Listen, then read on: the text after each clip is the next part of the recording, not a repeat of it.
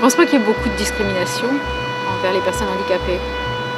Je pense que c'est pas normal et que ça devrait changer, que les mentalités devraient changer aussi à ce niveau-là.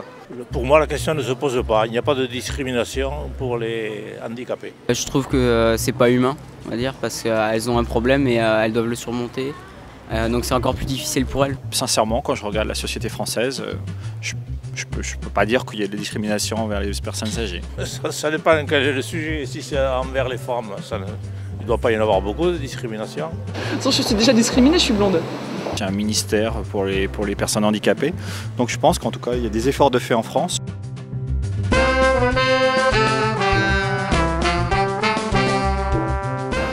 le monde est normal. Il n'y a pas de normalité, enfin, on a tous un grain de folie.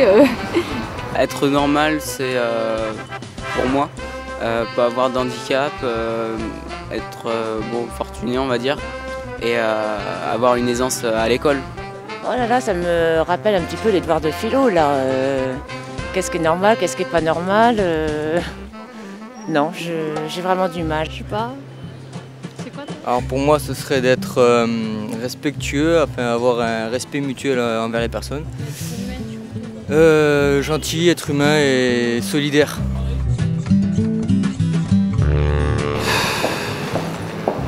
La normalité est quand même très subjective. Je sais pas ce que c'est qu'être normal. C'est penser comme les autres pensent.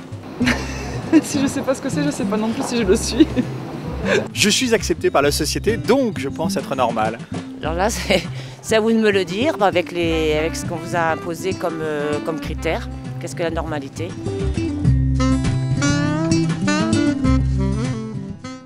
Vous avez déjà été discriminé?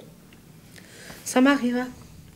Quand j'étais au collège, notamment par les jeunes de ma classe et des classes d'à côté, par rapport au fait de ma grande taille. Donc on avait souvent des mots pas très gentils à mon égard. J'avais demandé une orientation qui ne m'a pas été acceptée et d'autres personnes dans ma classe qui avaient des mêmes moins bonnes notes que moi ont été acceptées, donc c'était en informatique. Et voilà, donc là pour moi, oui, je l'avais vécu comme une discrimination et je m'étais rendu à l'école et on m'avait dit, bon écoute, tu prends ça ou tu vas à la rue.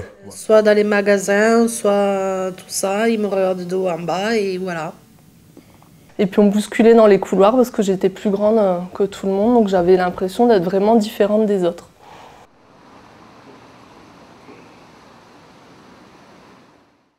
Je suis bipolaire, hein. Voilà.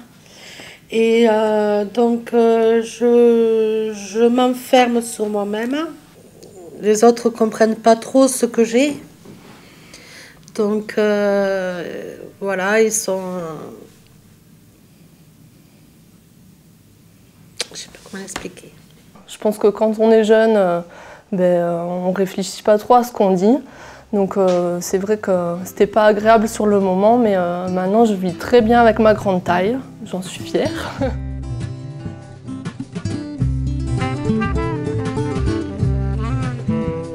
Avec la maturité, j'ai appris aussi à répondre avec les mots, parce que si on me prend à 16 ans ou 17 ans, si on me traitait de sale noir, oui, là j'allais démarrer au quart de tour, mais encore une fois de plus, les valeurs du rugby vous apprennent aussi à apprendre à se connaître, à apprendre à respecter, à apprendre à répondre aussi et à avoir de la répartie, quoi. Et la meilleure manière aussi d'outrepasser aussi, c'est de faire voir qu'on est comme tout le monde. Je suis à l'arrêt depuis 2 ans, mais j'ai été sportive professionnelle dans le volleyball pendant 12 années. Le fait de pouvoir me libérer, de profiter de ma grande taille, c'était vachement avantageux et puis de montrer qu'on pouvait faire des choses super quand on était grand, quoi.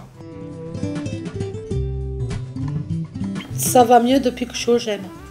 Je me sens revalorisée depuis que je suis au GEM. Je fais des choses, j'ai un emploi du temps. Dans une atmosphère qui est non discriminante, finalement, des gens, par exemple comme Laetitia, chantent, font des choses merveilleuses finalement de ce qu'elles ne feraient pas dans une société qui a tendance à les mettre un peu de côté. Quelle que soit la discrimination à la base, n'est pas censée être, qu'elle soit religieuse, qu'elle soit raciale. Moi j'ai été élevée avec un frère handicapé, donc je peux vous dire que c'était une richesse.